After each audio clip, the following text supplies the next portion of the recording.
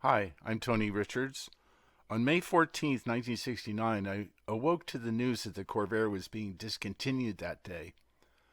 I went outside, and in my neighbor's driveway was a brand new Corvair. And then I never saw that car again. But in September 1969, I bought my first Corvair, a 66 Corsa model. I joined Corsa, which is an acronym for Corvair Society of America, in 1970. In 1971, I attempted to start a local Corvair club in Marin County, California, with little success. I'd read in the National Corsa newsletter about another Corsa member in the Bay Area, Dave Newell. So I wrote Dave a letter suggesting that we team up and form a local Corsa chapter. Dave and I met in early 1972, and we started our local Corsa chapter in April 1972. Recently, our friend Bruce Moores held a local club event to unveil his newest acquisition, a 1969 Corvair Monza convertible with only 16 actual miles on it. Dave had been absent from all club activities for the past 10 years, but Dave attended this event and did a presentation on the 69 Corvair. Following is Dave's presentation.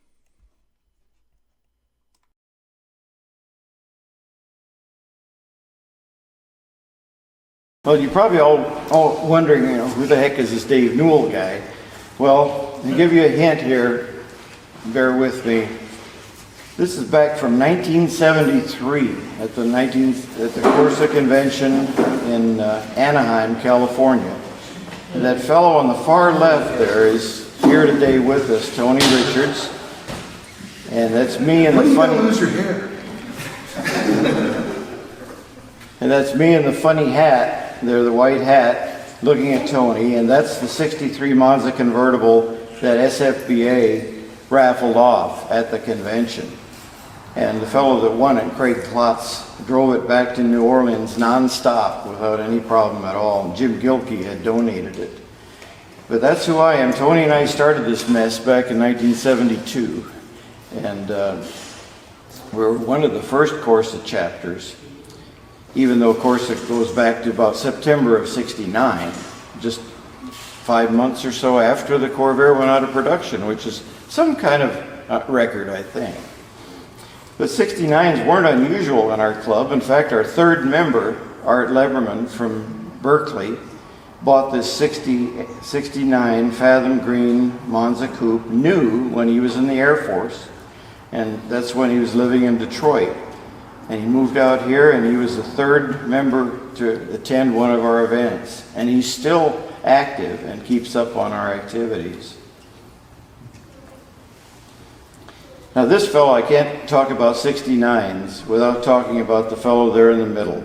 And that is Mark Ellis, who co-authored the book that Bruce just showed you, the 1969 Corvair Fingertip Facts. And Mark is the ultimate, or was, unfortunately, he passed away 10 years ago.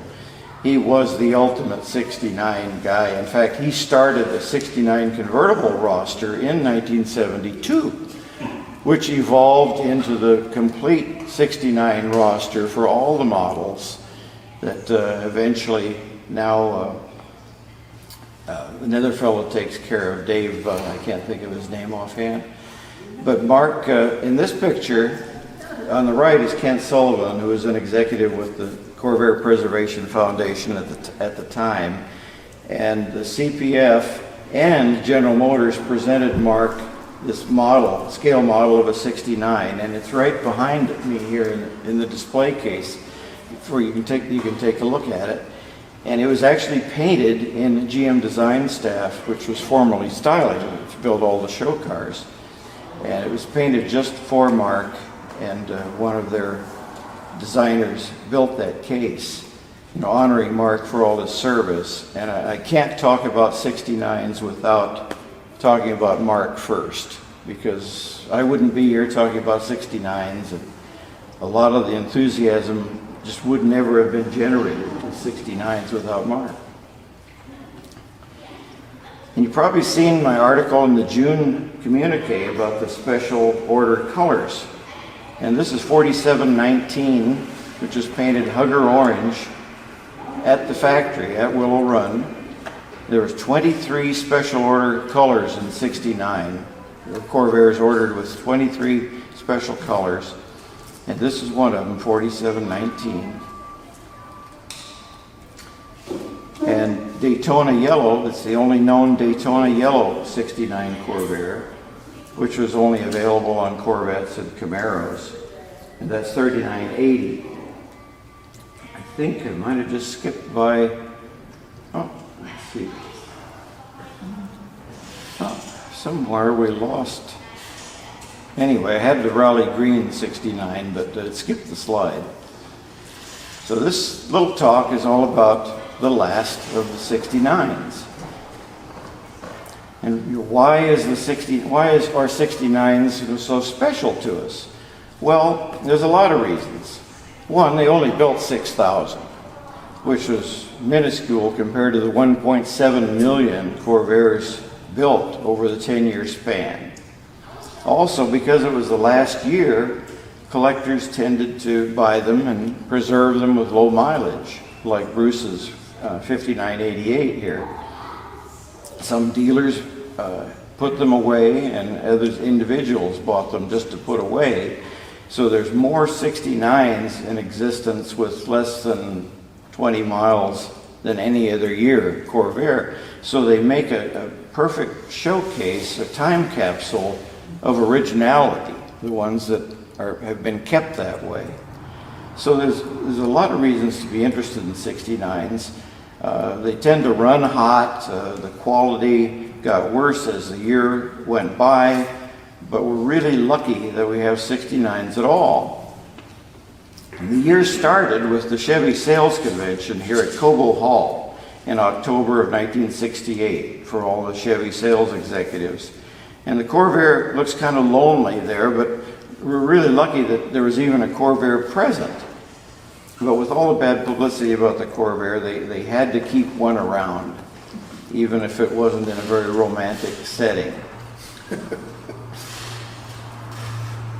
But if you went into a Chevy dealer in 69, you wouldn't even know they sold Corvairs, other than there's one 18 by 32 cardboard poster and a few bigger ones that happen to show Corvair. But basically, unless you were interested in Corvair, the dealers really didn't want to talk about them. And you'd never feel any presence of the Corvair in 69. Very, very lonely. You're very unlikely to even see a new one at a Chevy dealer. And they didn't even print a brochure for the Corvair that year. They did this dummy for the sales album because they used brochures for the other cars as inserts in the sales album that year.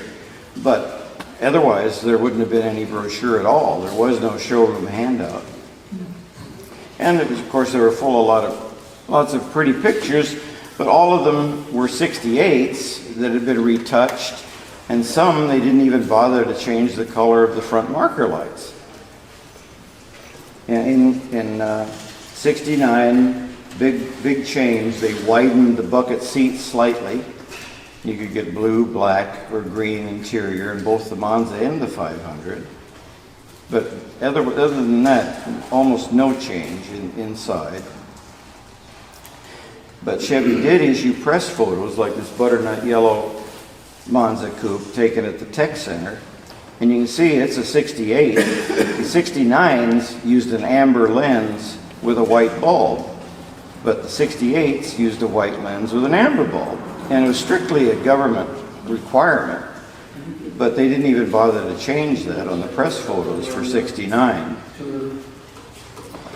That was the only external difference between 69 and previous years. Front or back, didn't matter. It was still, nothing had changed outside. But they had improved the clutch cable. They put a swivel on the forward end of the clutch cable, which really helped lengthen its life, kept it from breaking. The brake lines were improved. They had new clips, better improved clips for the brake lines. And of course a key, square-headed key that would fit the column ignition lock on the other GM cars, but the Corvair was never equipped with that. But the key changed anyway. There weren't any factory advertisements for a 69 Corvair, but the dealers took advantage of the low price. In fact, the GM corporate encouraged dealers to take advantage of the low price and use the 69 Corvair as a price leader. The ironic thing about this particular ad is the VIN ends 5987. And that car that the dealer's selling there was built one car before Bruce's, 5988. Wow. Yeah. And I noticed that just by accident when I was You got a better deal than I did. I'm pissed off. But at least that dealer was honest about it being a Corvair. Now, you've probably heard of Felix Chevrolet in the LA area. Well, down there on the left corner, it says new 69 Chevy, 1869. Well, it doesn't say anything, but it's a Corvair. If you read the really fine print, the VIN is there for a 69 Corvair. Today, that would be deceptive advertising. But you can imagine people went into the dealership and discovered, oh, we want that car, that Chevy for 1869, and then they find out it's a Corvair. And the parts and accessory department did some beautiful artwork, and they were correct with the details. And I should back up. Yeah, for 69, of course, we mentioned that they only built 6,000, and of those, it was, let's see, 2,752 Monza Coupes, 2,717. Oh, I got it backwards. Oh boy. First one was the Monza Coupe. 2,752 was the 500s, 2,717 is Monza, and only 521 convertibles. And again, that's a 68 masquerading as a 69. But that was fine for the photography they were doing. Now this is from the Cebu Motors Company catalog in Tokyo, Japan. And they were one of 4 distributors in Japan for Chevrolet. And this was the first year that they used pictures in their catalog taken in Japan. And the license plate says Chevrolet Corvair. The closest they could come to it was Corvair in Japanese. That's how they would say it. But the text that's on the opposite page refers to the Corvair as the talk of the town and the hot topic, no doubt referring to all the safety controversy. But Corvairs were exported, 69s were exported to Europe and all around the world. Now all 69 Corvairs were built at the Willow Run Chevrolet and Fisher Body assembly plant. And that was in Ypsilanti, Michigan, near where the CPF had its museum, and there's still a Corvair museum there. This is the first manager of Willow Run, Pete Roush, in Corvair number 1, July 7th, 1959, driving it off the line. It was an ermine white 700 sedan. And when the plant was built from the ground up as a Corvair plant, you've heard people talk about the Willow Run bomber plant. Well, that was a mile and a half away. There was one portion of the Fisher plant that used a wing storage unit a wing storage building for the bombers, but that was it. Everything else was from the ground up for the Corvair, and they built Corvairs exclusively in 60 and 61. And it only took 2 model years, as John Collison, the next plant manager on the left, to build 500,000 Corvairs and Chevy 2s, which were added in 62. And only 2 more years to build 1 million cars at Willow Run. It should give you an idea of the volume that they did. That's John Tobias and America's Junior Miss. That was a program that Chevrolet was a sponsor of, kind of like soapbox derby for girls, for teenage girls. But that was on St. Patrick's Day that they took that publicity photo, and that's why the clover's on the door. But what I'm leading up to now is the 65 model year. You see, this is a Corsa, still in the cradle, and they're getting ready to put the powertrain and the front suspension unit in. Now, they built 206,343 65s in Willow Run, and it was all Corvairs, all model year long, except for a few hundred Chevy 2 wagons in August of 65. But essentially, it was an all Corvair year. Now, they could build 6,000 cars, like the 69s, in a week at Willow Run. And it gives you an idea the small volume of the 69s. It was just minuscule. And after 65, of course, with the safety controversy, the sales kept going down. Now, this fellow here is one of the all-time heroes of the Corvair. Of course, we all know about Ed Cole being the father of the Corvair, but Ed and Pete Estes were pals.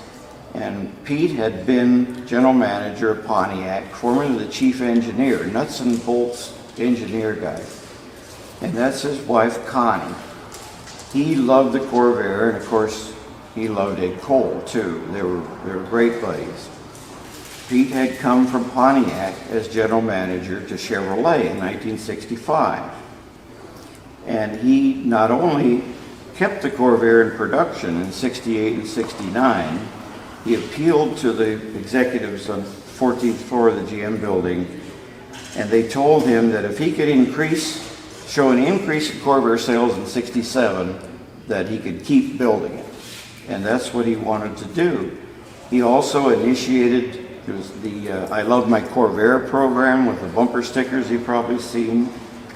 And he was responsible for personally approving bringing back the 140 option as a COPO in 67, and then they made it an RPO after that. But by 69, Connie was driving a 69 Corvair. That's how much he thought of the Corvair. But he was really responsible for giving us those last 2 years of production. Now here's Pete on the left, handing over the reins of Chevrolet in January of 69 to infamous John DeLorean, who became the general manager in January. He wanted nothing to do with the Corvair. He wanted it out of production as fast as possible. He had also come from Pontiac. He followed Pete in his footsteps. If he had been in Pete's place, we wouldn't have 68 or 69 Corvairs at all. Now at the plant, they were faced with a real problem with the 69 Corvairs because they were built on the same line. They'd always been built on the same line with the Chevy Nova. But it was causing a problem. There were so few 68s in the beginning of the 69 year, there were so few that it caused a bottleneck because the assembly workers didn't know what to do, and if they were absent and you had a substitute, it was just crazy. It was slowing things down. So on the right is Bill Steiner, who became the manager in January 68, and Joe Strayhorn to his left, who was production superintendent, and Pete Roush, who we saw in the 60 Corvair, the first one. By then, Pete had been Chevrolet's manufacturing manager, and at this time was special quality assistant to John DeLorean. But it's Joe Strayhorn in the white shirt that we're interested in, because he came up with the idea of taking the Corvair off the main line and putting it in the small, what they call a pilot line area, which is where they developed the assembly methods and fit of the parts for a new model. And the last car to use the pilot area was the 65 Corvair. So Joe came up with the idea, and this is Joe in number 6,000, the last Corvair. We're getting a little ahead of ourselves. But it was his idea, and Pete Estes approved of it, taking the Corvair off the line. And he put Joe Casey just to the left of Bill Steiner, the manager, in charge of designing this area to build the rest of the 69 Corvairs. And next to him is Don Perret, who was a utility man. He was a very valuable guy. He could do any job on the whole line if somebody was absent. So that's why he's in this picture with Joe and the plant manager. Now this is a sketch that Joe Casey did for me back in 1999, showing the area that he designed to build those last Corvairs after they took it off the main line with the Nova. And you can see on the left, those squares, there were 5 assembly stations. And it was designed for the car to stay at each one for about 40 to 45 minutes. And the little U-shaped drawing there is the line to dress the engine, put the shrouding on, made it with the transaxle. That was a whole separate sub-assembly operation. And off to the right, the horizontal lines, that was what they call the body bank. And that's where the bodies came from the Fisher body plant. Now Fisher was totally separate from Chevrolet. And it was essentially a supplier of bodies, just like they would buy batteries or glass or anything else. So they would line the bodies up there that came from Fisher. And the two Joes, Strayhorn and Casey, would go out there in the morning and decide what cars they could build that day, depending on what options they had and what parts they were short. Of course, they were usually short the parts for weird options like the speed reminder, speed indicator. But this was a critical point because they took the Corvair off the main line with the Nova in October. It was October 25th, that's right. And then they put it into this area, got it operating November 18th. And the first car that was built there, I think it was 2154. That's the first one built in this area. So the quality slipped after they took the cars off the main line. But worse than that, on April the 14th, the corporation approved a plan by Chevrolet's distribution department to double the line rate in this area. And also at that time, April 14th, is when the executive committee corporate met and decided to end the Corvair. So it was only a month before the Corvair was actually discontinued that the decision was made, even though it was inevitable that it would be discontinued.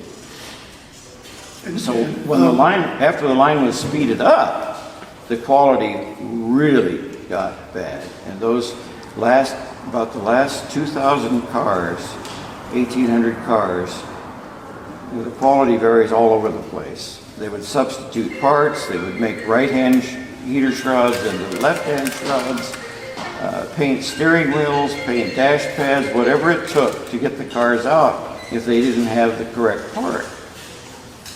What was right around 3,000, serial number 3,000 or so? And this one, I think that one's hand-built based on the date of build. Oh, yes. Yeah. That was what I was looking at on that. Yeah, well, it started November 18th is when the hand-built line started. And it continued until May 14th. But on April the 14th, that's when they doubled the line rate and really screwed things up. And the quality, really went downhill because originally it was planned to build out the 69 Corvairs in July, continued to July. But now they were faced with looking at May 14th in that area. So at the Chevy, this is that area, the miniature assembly line. Joe Casey on the left and John Moulton on the right, who was in charge of quality control for the plant. And they were shaking hands because this was at noon, just before the press was going to show up at 2 o'clock to witness the building of the last Corvair. And Joe was told to have 3 Corvairs ready for the press when they showed up. The one behind him is 5998. And up on the cradle behind it is 5999. The idea was when the press came in, they'd run 5998 off the line. then bring 599 down, start it, and then finally bring 6,000 down, which is what the press really wanted to see. Now we don't. The 5998, the car behind them, is MIA. All we know for sure is that it was a coupe, and you can't tell with a late model if it's a 500 or a Monza, head on, unless you can see the seats really well. So we don't know which it was, but you can tell by the color it's lighter than the Le Mans Blue 5999 behind it. And this is another reason we can tell the difference, that definitely is 5998 behind those guys, because in '69 they started putting this sticker on the inside of the windshield on the right-hand side. And they did it for every Chevy plant, Van Nuys, Kansas City. They just print different ones. But it's in a different location than the one in 5999, so we know which car is which.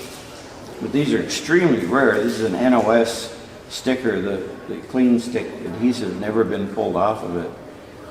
But they only did that for a couple of years. Now this is a Fisher body.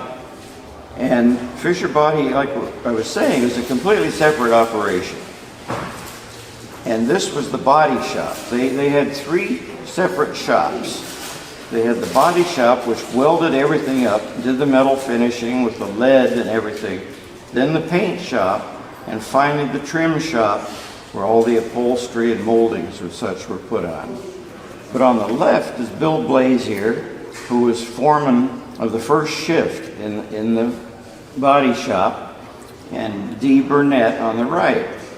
And a very low budget ceremony here for the last Corvair. The card that Dee is holding in his right hand is a quality inspection card. And he wrote last one on it, so that tells us something. But the problem is, we don't know if this really is 6000's body or the extra body that Fisher Body built, which is number XXXX. And the reason they did it, the plant manager, Bob Bates, told me, was that in case the corporation or a VIP wanted another 69 Corvair, they'd have a body. And they did the same thing on the Chevrolet side. They stockpiled parts to build at least a couple more 69s if they had to. How many more? They could have built at least two more on the Chevy side, but there was only one extra body built. And this picture was taken in the CPF Museum in Ypsilanti. The CPF still owns it, and it is the only General Motors body of any make, model, year, Fisher body that exists just as Fisher built it, and no more. So it's very educational to show you what Fisher did and what they didn't do. So we don't know if this last one, which Dee confirmed was the last one through the body shop, is really 6000 or XXX. And we probably will never know. There's no, they were both Monza coupes, so it's impossible to tell, because the body there is metal. There's no, not even any primer on it. And that's the way they left the body shop. Now this is 6000's body, the last body. This is at the end of the trim shop line, which is the end of the Fisher line before it went to Chevrolet, on the body truck that were built. Ever since they welded together the platform, the body stayed on that truck that it's sitting on.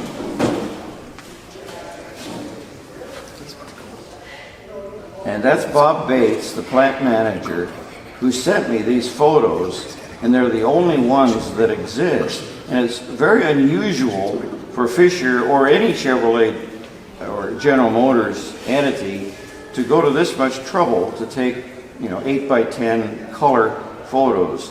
But the Corvair was very sentimental, even to Fisher body. Another view here, you can see he was starting to assemble all the factory executives. The head of every department of Fisher Willow Run had to come out, and I'm sure they wanted to have their picture taken with the 6,000 body. I've never seen those. And here's the whole crew, everybody from accounting to material control, quality, everybody's here. Production engineering, plant engineering. And Bob was such a blessing to historians. Look what he did. He named everybody and what they did. Now, if we had more retirees with that foresight, we'd live in a perfect world.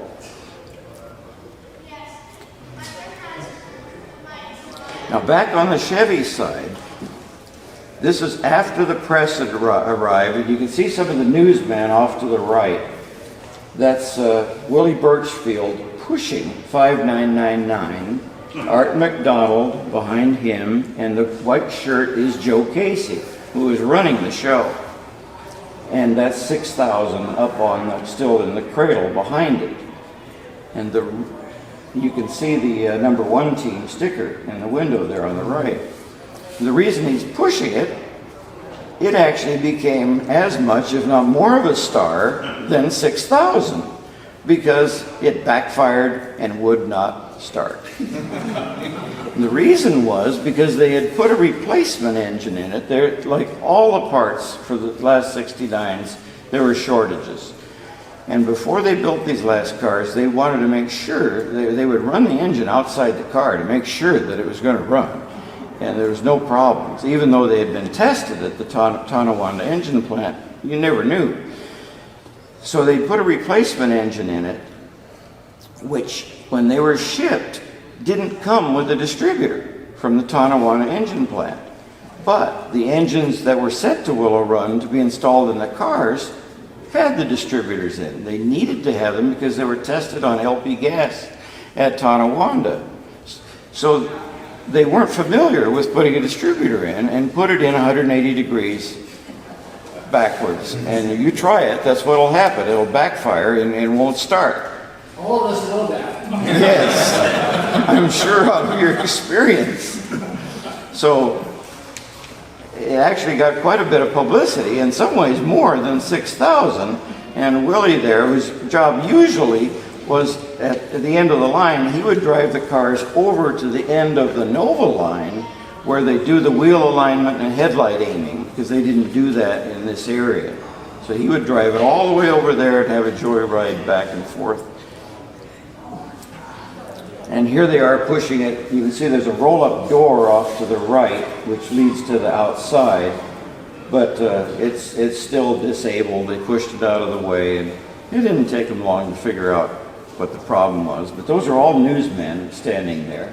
All the major wire service guys and network TVs guys were there. This was at 2 o'clock on May 14th that the ceremony started. Now this is 6,000, and it was an interesting setup in this so-called hand-assembled area, because the cars were pushed from station to station. They had a cradle, as you can see, holding the car, but there was no conveyor. So the workers had to actually push the cars from station to station. And originally they would stay at each station about 40-45 minutes, and each man would do maybe 10 different jobs. One guy put the brackets on the bumper, bolted them up, put the bumper on the car, and put bumper guards on if it needed it. And here, we've got a worker with his air ratchet. He's going to put the nuts onto the engine mount bolts. They just put the powertrain in. You can see the lift. But each guy was proud to work back there, and you had to have seniority and a really good record to work there. It was a special job, and they were really proud of what they were doing. It literally was the first team assembly concept or project in General Motors by default. And 6,000 again, and you can see they actually had to lift the tires up and put them on the studs. They didn't lower the car to do that. They would lift them up and put the tires on, getting it ready so that they could lower it down. Where are their yellow vests? Pardon? Can't build a car without yellow vests in it, right? And now doing some final inspection, you can see the pit that's under the line goes all the way back, well lit up, for not only installing, you know, the tunnel cover and some parts underneath. And by the way, some 69s were delivered without that tunnel cover because they were short. But they could work under there and do the final inspection process. And they just put the gasoline in 6,000 and were getting it ready to drive away. And here's Willie giving a pat on the ass to 6,000, getting it ready to go outside, and you see all the newsmen milling around in the background. And it started with no problem. They made sure of that. Now going out into the light of day for the first time, it was an Olympic gold color Power Glide 110, not many options, and that was another peculiarity. After they increased the line rate on April 12th and 14th of 69, yes, the cars that they built, for the first time in General Motors history, they built cars without a dealer order. It had never been done. Chrysler did it and got in deep trouble in the late 70s and 80s. But General Motors didn't do that. Its dealers were its only customers, and they didn't build a car without a dealer order. But because of the accelerated line rate, they had more Corvairs than the dealers could absorb.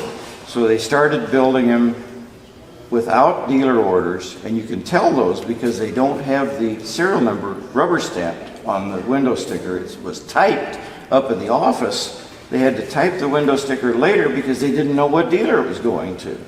And those cars had relatively few options. They wouldn't build them with something like a speed warning indicator or a remote mirror that they might be short on a car that was ordered with it.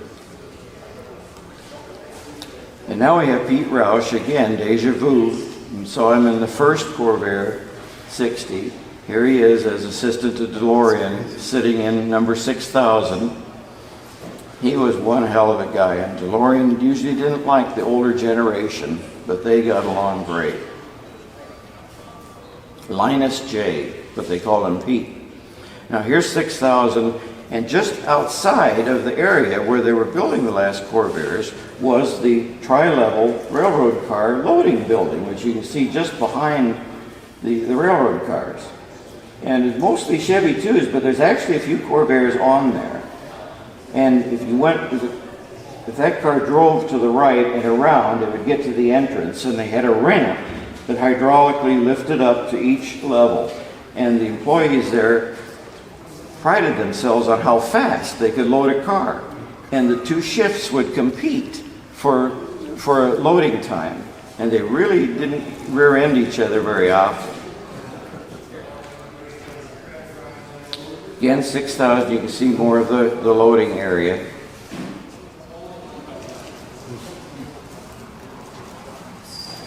Now this car was 5214, and if you studied Hemmings and different publications over the years, you've seen it was promoted as the last Corvair, which of course it wasn't. It was a 500 coupe, number 5214, but it was the last 69 Corvair that General Motors sold because it had been stored at Chevy Show and Display. It was discovered there, and they decided to put it up for auction amongst local Detroit dealers, and Marola Chevrolet won the bid and was promoting it. And even the successive owners after that claimed that it was the last Corvair, but GM did an audit and to prove that it wasn't. See, General Motors didn't want publicity about the last Corvair. That's all they needed with the lawsuits and the heater controversy that was starting up. The 14th floor of the corporation didn't want to hear about the last Corvair. So anything they could do to quell a promotion as the last Corvair, they would try to stop. And of course, the press had a field day with the last Corvair. Every major newspaper and a lot of the small ones, like the Ypsilanti Press, covered the death of the Corvair. And this one was from, let's see, Detroit News. This is Detroit News. Corvair curtain falls. And the corporation hated this. Chicago Tribune, it's quits for Corvair, showing the 60 and the 69, and the I Love My Corvair bumper sticker, and Mr. Nader. Doesn't say they sold 1.5 million of them, huh? They were looked at. There were 1.7 million Corvairs built. And this is from Automotive News, a trade magazine. GM writes Phoenix to Corvair. It goes on and on. Car life, swan song for the Corvair. Yeah, it's a great truck, isn't it? Then here's Willie Birchfield again. This, let's see, I think this is Business Week. Business Week. Willie got in there with Ed Cole, too, on the left with the 60. And the Wall Street Journal. Every major paper and network news covered it. I don't know the source of this paper, GMN's production of the Corvair. National Observer, the Corvair day is done. And let's see, this one I don't know, but I thought it was poignant. The last Corvair is assembled with tender, loving care, and it was. They made sure it was complete. So what train did you go on, Dave? You went to Hogwarts? Pardon? It disappeared. Well, yeah, that's a whole other story, and you know, I believe it was scrapped. Charlie Trabant, who was in charge of material control at the plant, who supervised every special Corvair being built, knew every part that came in and out of that plant. Nothing moved without his approval. He told me that it was scrapped, but he wouldn't tell me how. Now, there's various theories on how it got scrapped. That it was cut up at the proving ground, which I don't believe. Initially, it was scheduled to go to Harris Museum in Reno. And it was set up through South Tacoma Motors up in Washington, who was the dealer there was a buddy of Bill Harris. And it was set up that Harris was going to get the last Corvair, number 6,000. But on May 12th, 2 days before it was built, the corporation decided no one was going to get it, especially not a gambler from Nevada. And then those are the words they used. So ended up that Harris got a 500 back in the early 5200s, Cortez silver, nothing car really, but they had to make do with that. The corporation wanted Ed Cole to take it, but Ed didn't want it. So the car languished in styling basement for not sure how many weeks. And it's, well, I better not go into the rumor, the trail that I'm following now, but I think I know how it was scrapped, and it's really kind of hard to believe. But I'm certain it was scrapped. There's never been a single trace of it. It was never registered at all. But AMT, that made model kits, 1/25th scale, they capitalized on the last Corvair. The day after the last Corvair was built, they issued this flyer: Corvair production to continue by popular demand.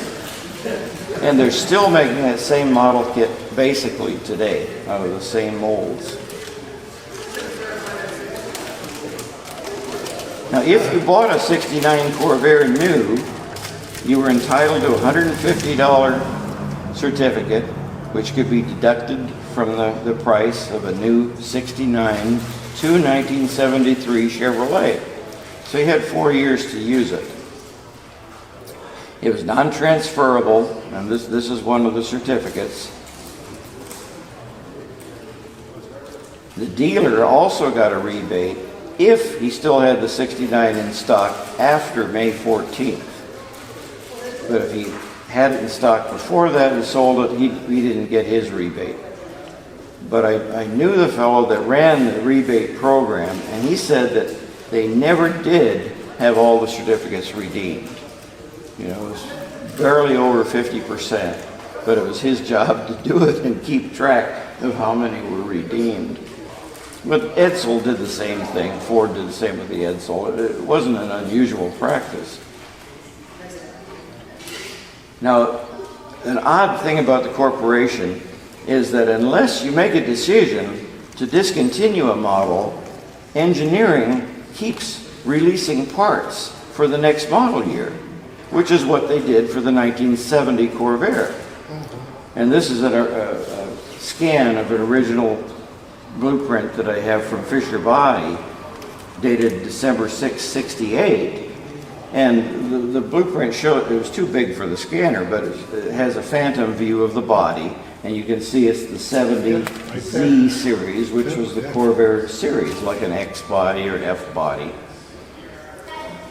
So the release of parts continued actually through July of 1969, when they finally put a stop to the last parts. But that's the way the corporation worked in those days. You had to issue an order to stop it, or else routine, the wheels just kept turning, even though they couldn't have built a 70 because they couldn't invest in the steering column ignition lock. It'd be prohibitive to equip the Corvair with that, and to try to do it with the rear engine. Now, another piece of memorabilia on display, along with Mark's scale model built by GM Styling, is the poster in front of this car here. Now, this is taken inside Willow Run in 1998, and those are all people who were involved with the miniature assembly line where they built the last Corvairs. And that's Joe Strayhorn right at the front on the left side, who actually had the idea to do that. And what we did was I arranged to take a car, in this case Ron Bloom's Fathom Green 69, into the plant, 4-speed 110. I got to drive in the plant. And there were no more union restrictions where you couldn't, you had to have somebody union driving it in the plant. And we got all the guys together. We finally found the area that they all agreed on had been the area where they built the last Corvairs. And it was quite different because the plant had been extended and added on to a couple of times since. So we had to go by the numbers on the pillars, which they remembered. And we were able to pick out the area and take pictures. Then